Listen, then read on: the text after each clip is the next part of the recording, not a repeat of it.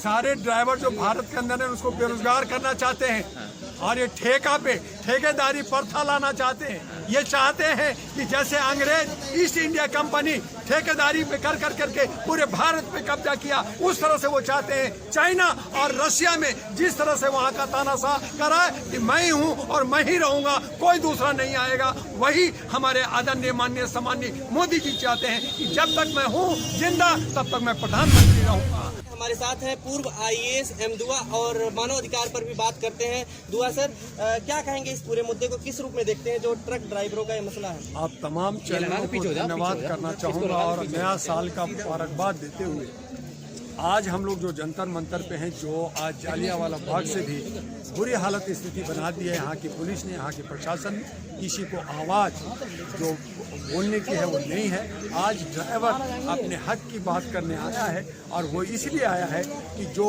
आनन फानन में हमारे गृह मंत्री ने पार्लियामेंट के अंदर पार्लियामेंट के 150 सांसदों को बाहर निष्कासित कर करके बिना कोई विचार और बिना राय मशविरा, बिना ट्रांसपोर्ट के अध्यक्षों और जो ड्राइवर के जो लोगों की यूनियन है उनसे बात किए, इन्होंने जो है रात में सपना देखा और सुबह में जो है इन्होंने विधेयक पास कर दिया। ये काला कानून जिस पे ड्राइवर जिनकी 10,000, 12,000, 15,000 से ज्यादा सैलरी नहीं होता, वो 36 घंटा 40 घंटा ड्राइविंग करता है, उसको आप कहते हैं कि हिट एंड रन में 10 साल की सजा और जो है 7 लाख की आपको जुर्माना भरना पड़ेगा। मैं पूछना चाहता हूं गृह मंत्रालय से, कानून मंत्रालय से कि आप 10 साल अगर एक ड्राइवर को जेल में रखोगे तो वो उसका परिवार कहाँ जाएगा, उसका बीवी, उसके बच्चे कहाँ जाएगा, उसकी सिक्योरिटी, आप उसके इंश्योरेंस दे रखा है।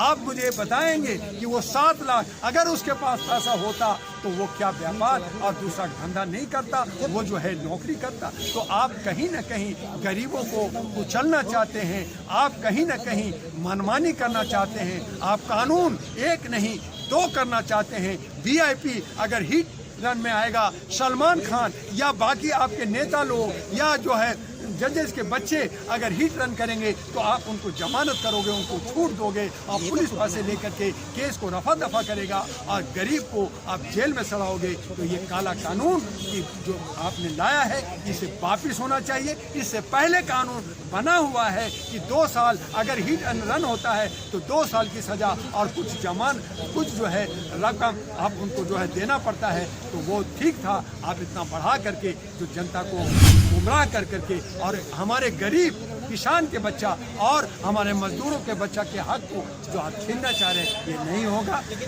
आपने जो मुसलमानों को समझा, मुसलमान के आंदोलन आपने NRC को दबा दिया, किसान के आंदोलन आपने दबा दिया, महिलाओं का आप जो है जो ओलंपिक के था उसको दबा दिया, मणिपुर को आपने छुपा रखा है जहां 7-8 महीना से लगातार वहां पे जो है लोगों का मर रहे हैं और दोहन और शोषण हो रहा है। आप जो है उत्तर प्रदेश में जा करके मांझी का चाय पी करके आप रिटर्न गिफ्ट दे रहे हैं, आप उज्ज्वला योजना की बात कर रहे हैं, आप मुद्रा में 4 लाख करोड़ देने की बात कर रहे हैं। मैं आप तमाम नौजवानों से पूछता हूँ, किसे मुद्रा योजना में 10 लाख मिला, किसको जो है 15 लाख मिला, किसको 2 करोड़ रोजगार मिला? आप मुझे जवाब दीजिए।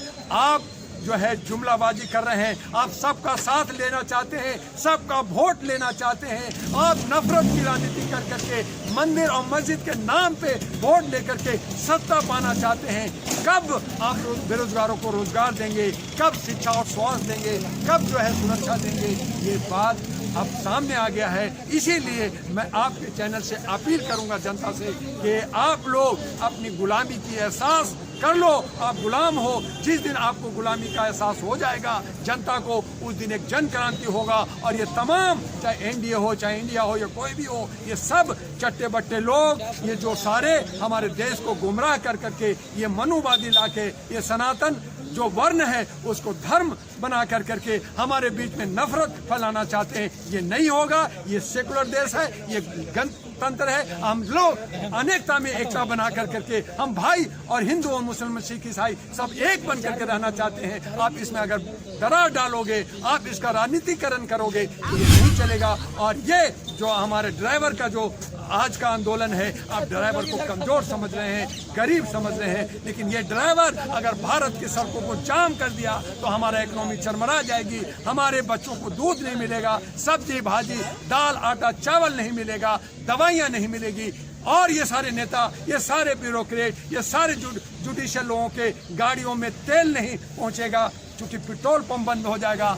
आप इसकी जिम्मेदारी कौन लेगा? ये सरकार को लेना होगा और ये कहीं ना कहीं अमित शाह इसके दोषी होंगे। और ये पाप, ये बद्दुआ, जो दुआ का बद्दुआ, ये सब लगेगा तो अमित शाह। सर लेकिन ये कहा जा रहा है कि ड्राइवर लोग तो मान गए हैं बात, सुलह समझौता हो गया है और देखिए चर्चा अभी सिर्फ लॉलीपॉप दिया गया है। इनके संगठन, इनके एसोसिएशन, जो ट्रेड एसोसिएशन है, इन जो ट्रांसपोर्ट का, इनको कहा गया है कि हम इस पे बात करेंगे, हम इस पे विचार करेंगे। तो बात और विचार तो होती रहती है, किसानों के बारे में भी, मुसलमान एनआरसी के बारे में भी, महिलाओं के बारे में भी। आपने साची मलिक को न्याय दे दिया, उनको इस्तीफा देना पड़ा, उनको जो है पद जो है अपना मेडल वापिस करना पड़ा पूनिया को।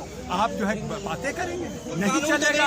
अभी हम देख रहे हैं, हम सहन शक्ति से अभी खामोश बैठे हैं। अगर उन्होंने 1, 2 दिन, 3 दिन के अंदर अगर ये विधेयक पास नहीं हुआ तो ये तमाम ड्राइवर सड़कों पे होंगे, पूरा भारत जाम हो जाएगा। और देखते हैं कि आप ये अयोध्या का जो है जश्न, जिसको आप कह रहे हैं कि मैं प्राण प्रतिष्ठा करूंगा, कैसे करते हैं ये जनता। ये तो खलल डालने वाली बात हो गई ना, कानून को आप हाथ में लेने की बात कर रहे हैं कि अब जो है आप हमारा ज्ञान, आप हमारा अधिकार दीजिए ना, आप हमारा अधिकार दीजिए। आप गलत तरीके से जा रहे हैं, आप जो है राजनीतिकरण कर रहे हैं, तो हमारा अधिकार दीजिए। हमें क्या जरूरत है सड़कों पे हंगामा करने का? हम नहीं करेंगे, हम घरों में रहेंगे, हम बच्चों को देखेंगे, हम गाड़ी चलाएंगे। हमें 2 पैसा चाहिए, हम भूखे थोड़े रहेंगे। तो हमें आप अधिकार नहीं दोगे, हमें कुछ लोग क्या दिक्कत है सर? कड़े कानून बनाए गए हैं। आप नहीं, आप करोगे तो आपका कुत्ता टोमी और हमारा कुत्ता होगा। अरे कमाल हो गया मेरे भाई कि आप करोगे तो आपका राज है,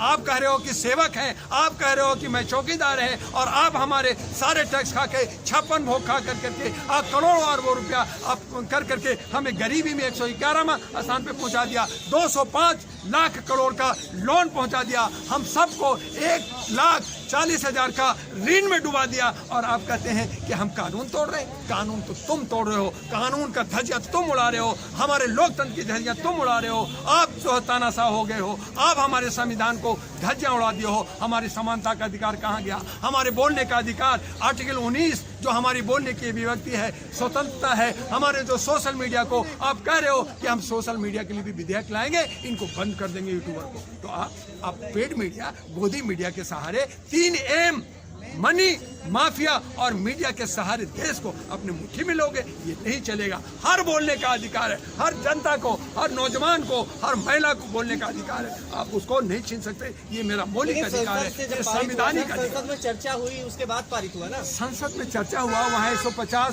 जो ओपोजिशन था उसको बाहर कर दिया। आपने अपने जो है अंधभक्तों को, जयचंदों को बैठा करके हो गया।